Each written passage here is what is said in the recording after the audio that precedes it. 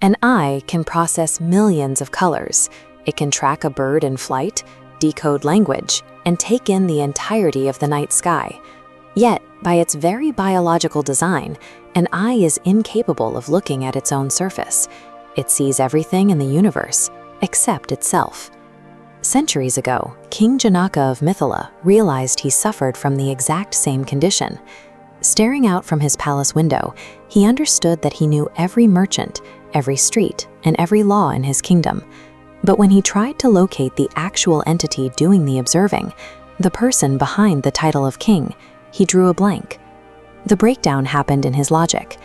If a person can look down and observe their own hands moving, they are the observer, not the hands.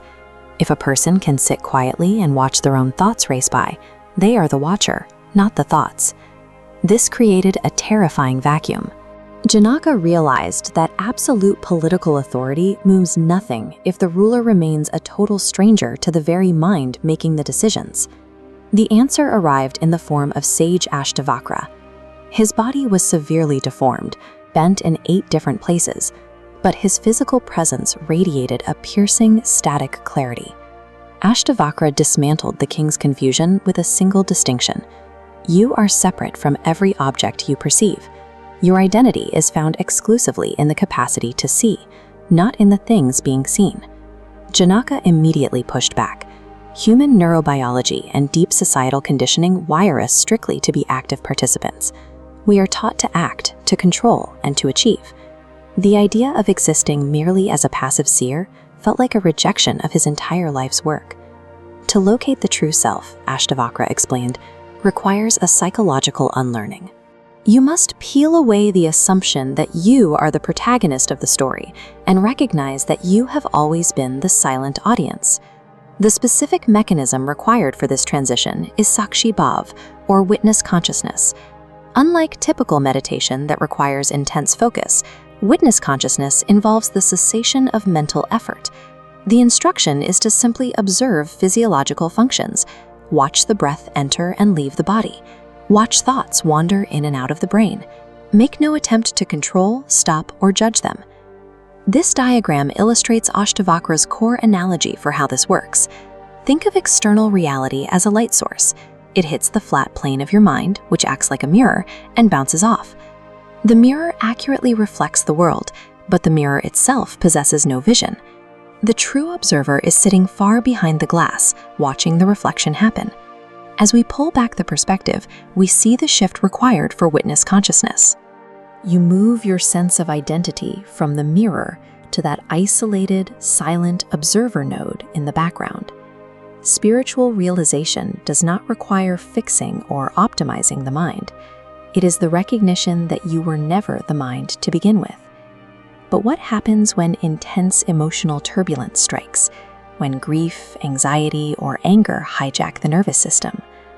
Ashtavakra used the sky to explain how the witness remains safe.